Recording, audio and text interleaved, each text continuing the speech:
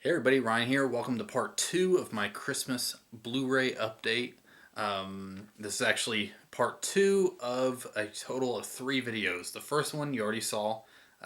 Basically, I talked about some of my silent films. This one is the rest of my Blu-rays that I got for Christmas from different people.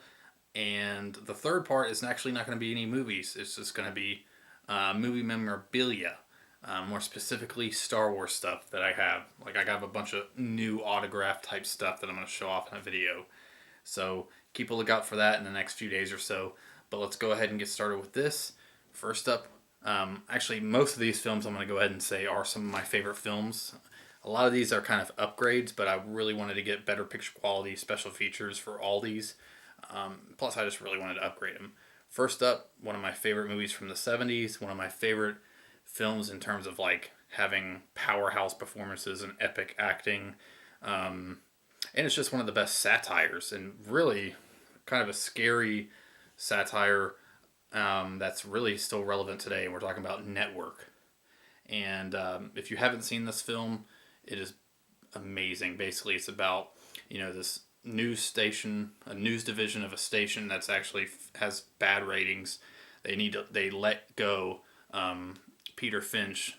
He's like the Walter Cronkite of this news station. The ratings are low. They let him go, and basically he's just so so done with everything that he goes on live TV and says he's going to kill himself in 2 weeks on the program, and the ratings go sky high.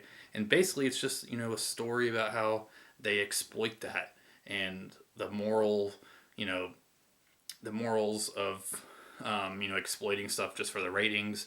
And Patty Chayefsky is an amazing writer. He actually he wrote the screenplay of this as well. So it's definitely an amazing film. Yeah, Network. Next up is a film I really don't need to do a bunch of talking about because I always see people talking about it. But it's one of my favorites, and I'm finally glad to have it on Blu-ray. We're talking about Sunset Boulevard, masterpiece of a film. Mr. DeMille, I'm ready for my close-up. Another famous line from the movie. Definitely highly recommend you guys pick this up. One of the best noir kind of.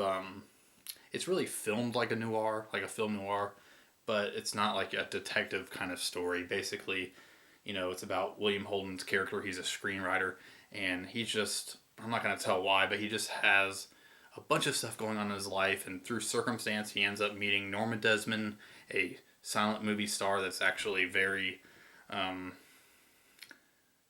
of deranged in a way because she's all about her past, and she's just thinks that the world forgot about her, and all this kind of stuff. But it's basically about the morals, like the tale between how she uses William Holden's character to maybe write that next big movie for her and all this stuff. And that's really just like does not really describe exactly what this movie's about, but it's pretty much the plot and how it starts out, and then it just goes way out of proportion and crazy and awesome and just epic in all circumstances. So yeah, Sunset Boulevard. Next up is a film I've actually done a video on. If you put in Ryan Chattaway, The Conversation, you will see that I've done a full video about this.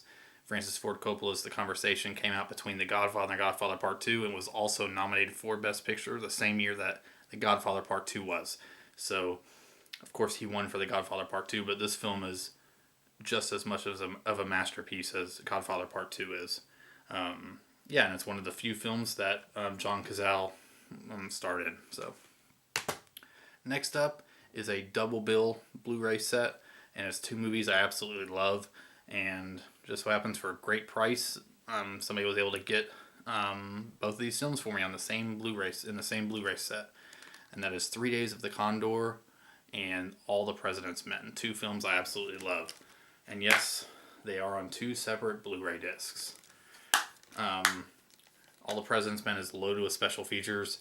3 Days of the Condor just has a theatrical trailer, but it's alright. That film could stand on its own. So, next up is a couple Woody Allen movies. Woody Allen's one of my favorite filmmakers.